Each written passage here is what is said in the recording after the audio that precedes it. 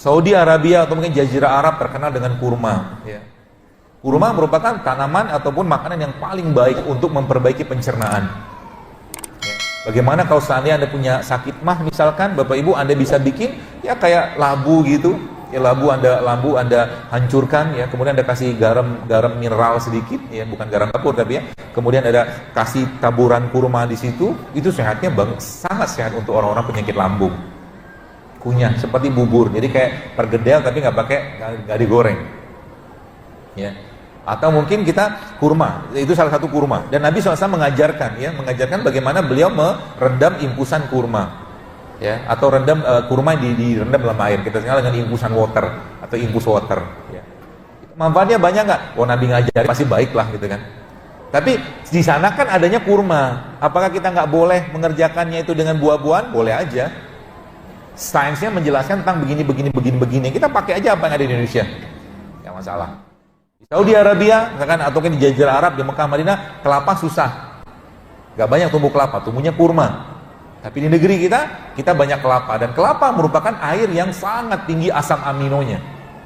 Orang-orang yang darah tinggi, kata guru saya dan penelitian beliau juga, itu 3 bulan aja minum air kelapa muda itu turun tensinya. Segitu mudah gitu kan Allah memberikan bahan-bahan tadi untuk kita. Kenapa tidak diberitahu sama Allah? Karena memang belum mau Allah kasih tahu. Mungkin kitanya belum ingat sama dia. Ya. Bahkan yang luar biasa lagi Bapak sekalian, kalau kita bicara kurma madu dengan asam aminonya, ya dengan mineralnya, vitamin luar biasa tinggi ya, kurma lah misalkan. Indonesia tidak tumbuh kurma, ada sebagian yang tumbuh, tapi tidak secara baik atau seperti rasanya yang ada di sana. Karena memang dia tumbuhan khasnya daerah panas. Ya, banyak isi kurma tadi banyak. Ya, ada samanya segala macam. Bapak Ibu silakan browsing aja lah. Tapi yang luar biasa lagi Bapak sekalian, setiap tempat yang Allah ciptakan di sana, negeri-negeri tertentu ya, itu Allah juga menciptakan banyak sekali tumbuhan-tumbuhan yang sangat bermanfaat untuk digunakan manusia yang tinggal di sana. Bahan bakunya manusia itu, ya kalau kita bongkar barang kita itu kan gen. Gen itu struktur yang terdiri atas asam amino. Maka kita banyak sumber asam amino ya, dan ada satu produk lokal Indonesia yang sangat tinggi asam aminonya, dan dia memiliki kandungan minyak yang baik seperti minyak zaitun. Karena zaitun kita nggak tumbuh di sini, nggak banyak yang tumbuh. Adalah beberapa orang tanam tapi nggak terlalu banyak ya, yang dikenal sebagai MUFA atau monounsaturated fatty acid. Kemudian ada lagi dia mengandung mineral namanya selenium. Selenium itu mineral yang bermanfaat untuk mencegah kanker salah satunya. Dan tumbuhan atau daun ini gampang sekali kita dapatkan di Indonesia. Namanya apa? Kelor. Kelor itu luar biasa Bapak sekalian. Beberapa negara itu tinggi, Jepang termasuk yang tinggi juga konsumsi kelornya. Ya. Kalau dibikin sayur saja, itu bisa bukan perbaikan gizi, tapi perbaikan gen. Karena apa? Karena asam aminonya. Ya. Kelor mungkin ada blender, mungkin kalau blender kita jarang sih ya. Tapi kelor kita bikin sayur atau kita bikin bubuk gitu kan, diseduh pakai air, nanti kasih kurma sedikit sebagai pemanisnya, itu luar biasa efeknya ke badan. Dia bisa memperbaiki sel-sel yang rusak di badan kita karena asam amino. Itu baru satu kelor gitu kan, dan banyak lagi yang lain. Sering saya sampaikan bahwa kita 350 tahun dijajah Belanda. Yang diambil Belanda apa? Rempah. Ya, rempah tuh harta karunnya kita. Karena di tempat-tempat lain itu nggak banyak yang bisa tumbuh seperti di Indonesia. Bahkan yang luar biasa lagi, Allah Subhanahu Wa Taala menjadikan Indonesia ini Bapak sekalian negeri yang banyak gunung api. Jadi kalau sini ada nggak gunung api? Gunung berapi. Jadi gunung api itu kalau dia meletus ya, maka dia akan mengeluarkan abu-abu vulkanis segala macam, itu sangat menyuburkan daerah sekitarnya. Itu sebabnya ya, rimpangan, rempah-rempahan yang tumbuh di sekitar gunung berapi itu punya kandungan mineral yang lebih baik daripada rempah tempat biasa. Dan abu vulkanik itu yang menyebabkan nutrisinya tinggi luar biasa. Waktu di acara di JCC kemarin, saya mendengarkan seorang bapak-bapak, dia petani tomat cherry gitu, diceritakan tomat itu bisa diatur kadar kemanisannya dengan cara memberi nutrisinya yang sesuai. Jadi misalnya kalau dia pengen lebih manis, ditambahkan lagi nutrisinya, tapi nutrisinya organik semua. Ya, bisa kayak begitu. Makanya rasa produk tertentu yang ada pada satu tempat, ya, yang dimana Allah ciptakan di sana, itu beda dengan kalau ditumbuhkan di tempat. Anda tidak akan dapatkan rasa ubi cilembu itu kalau tanam di Lampung, betul? Gak rasanya. Maka setiap tempat itu ada kekhasannya, di sana. Itu tanda-tanda Allah di situ. Allah ingin tunjukkan. Contoh mungkin, saya nggak tahu Lampung, tapi Jambi itu terkenal dengan nanas. Jambi salah satu kota di Sumatera yang terkenal dengan kayu manisnya. Ya.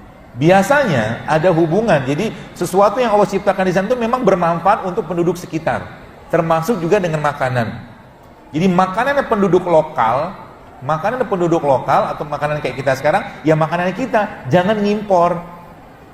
Maksudnya gini, jadi kalau Anda pengen sehat, ya makan makanan kita. Orang Indonesia dulu makannya apa? Ya karedok, pecel, gado-gado. Kita nggak makan pizza kan? Dan sekian lama makan pizza juga nggak lancar juga bahasa Italinya. Gitu-gitu aja. Nggak ada hubungan sih. Jadi seperti itu. Ya.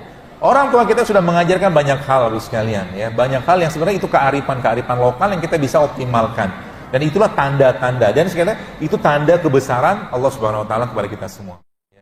Bahkan air kelapa itu, kalau kita bicara air kelapa itu subhanallah, itu dahsyat luar biasa sekali. Kalau Anda masukkan air kelapa itu racun, maka racun tadi yang cair gitu akan menggumpal di sana, digumpalkan sama air kelapa. Makanya air kelapa itu salah satu anti penawar racun atau penawar racun yang sangat baik. Jadi kalau kita cemplungin misalkan racun tertentu ke situ, dia lama-lama akan tergumpal di situ. Air kelapa kan banyak. Sayangnya kita minum air kelapa pakai sirup. Hah? Air kelapa yang minum ya pakai madu, pakai kurma, kan bagus. Ya, jadi minum air kelapanya jangan pakai sirup. Ya. Pokoknya yang kemasan-kemasan mulailah dihindari. Yang kemasan-kemasan. Kalau Anda pengen makan jeruk, ya, makalah jangan minum jeruk dalam kemasan.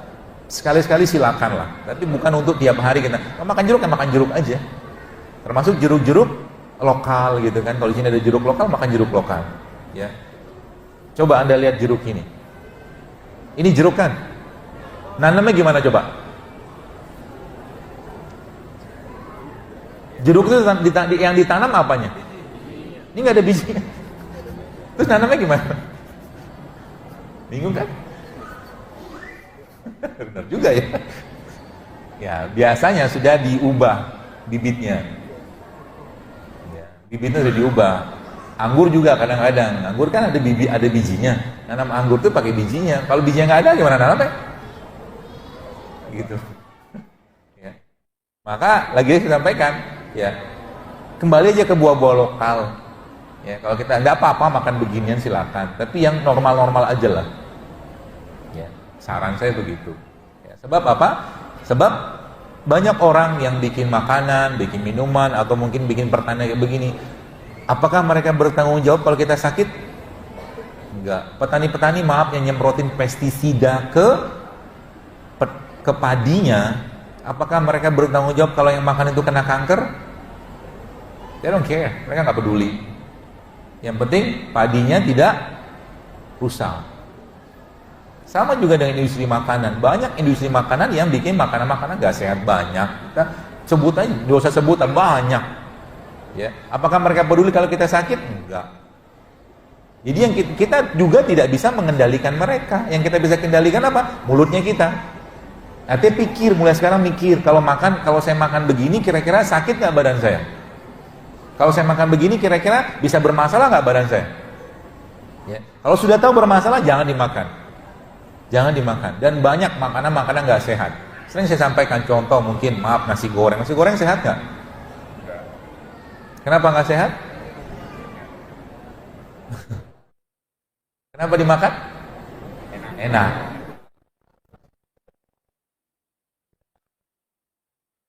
Hidup sehat itu kayak orang bangun tahajud.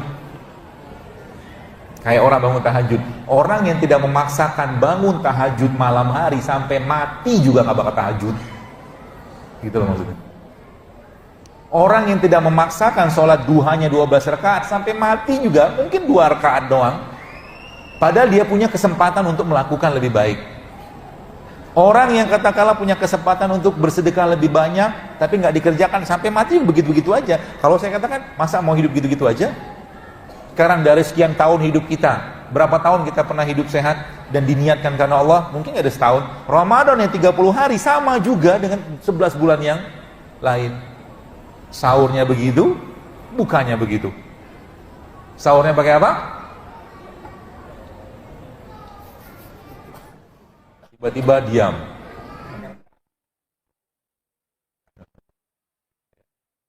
Tiga 30 hari disuruh Allah untuk memperbanyak ibadah, bukan memperbanyak makan. Saking dahsyatnya negeri kita ini, 30 hari Ramadan inflasinya paling tinggi. Betul nggak? Kalau nggak salah sih begitu kan? Indonesia kan bisa paling tinggi inflasi itu Ramadan. Kenapa? Ibu bapaknya, khususnya ibu-ibu nih, sibuk banget makan apa, minum apa, buka bersama siapa. Tapi Al-Quran 1 juz pun tak terbaca setiap hari. Gitu. Musibah bu, Pak, musibah gitu kan. 11 bulan sudah banyak makan, udah 30 hari itu karena siapinlah waktu gitu kan. Untuk apa? Untuk lebih banyak lagi berhubungan sama Allah gitu kan.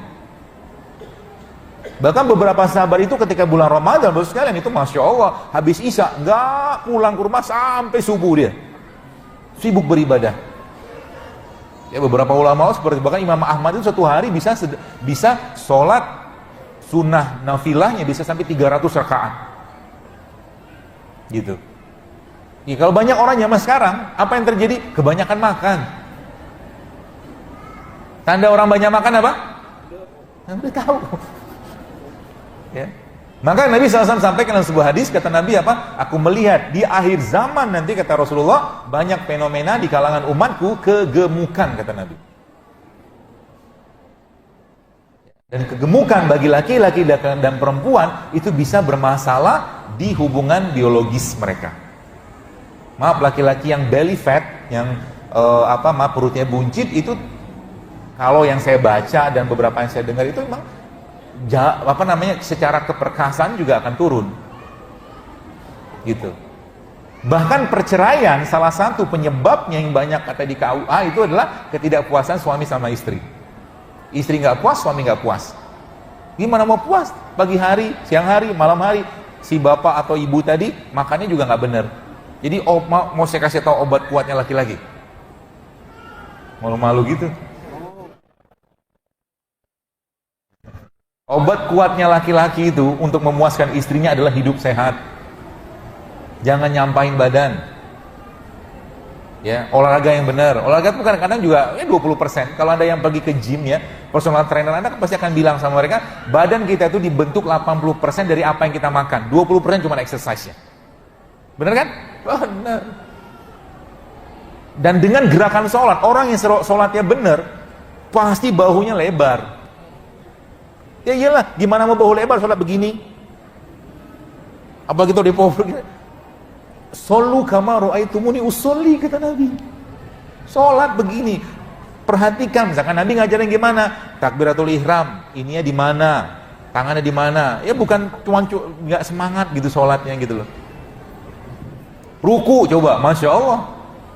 Sujud gitu, kok gerakan, coba lihat, Anda ada yang ahli gym gitu kan, coba lihat gerakan sholat itu, dahsyat loh itu kan.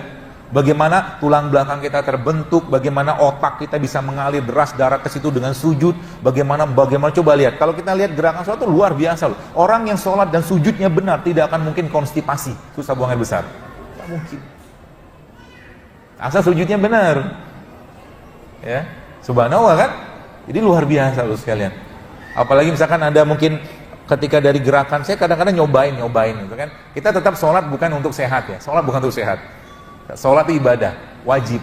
Ya, sholat wajib gitu kan. Jadi ketika kita dari sujud naik ke atas, Yang naik ke atas itu kan kita disunahkan untuk duduk sebentar kan. Nah, waktu duduk itu kan kita disunahkan untuk meletakkan tangan, kemudian atau di kepal seperti itu untuk naik. Waktu naik itu kan ada tekanan di perut. Kerasa lagi di perut kan, maka kencang. Maka laki-laki yang sholatnya benar pasti perkasa. Gitu. Saking perkasanya nanti istrinya bilang sama dia, suamiku, sepertinya engkau harus berbagi kebahagiaan kepada wanita lain. Mimpi. Amin. Langsung yang tidur bangun. Mau nikah aja lah. Tapi suaminya juga harus menunjukkan kesolehan. Istri juga harus menunjukkan solehnya seperti apa? Seperti seorang sahabiah Nusaibah bin Ka'ab. Malam-malam suaminya sedang tidur, ya, anak lagi tidur, ada perintah jihad. Dan misalnya dia bangunkan suami dan anak-anaknya. Wahai suamiku, wahai anak-anakku, bangunlah. Ada perintah jihad dari Nabi SAW. Itu istri yang benar. Ya. Ini suami tidur, istri tidur. Gak ada yang dua-dua bangun. Apalagi bapak ibu saya, terutama bapak-bapak nih. Anda harus jauh lebih soleh daripada istri Anda. Anda harus jauh lebih dalam pemahaman agama daripada istri Anda. Ar-rijalu qawwamuna 'alan nisa. Ya, maka jadwalkan untuk datang ke kajian-kajian, ya, untuk belajar agama.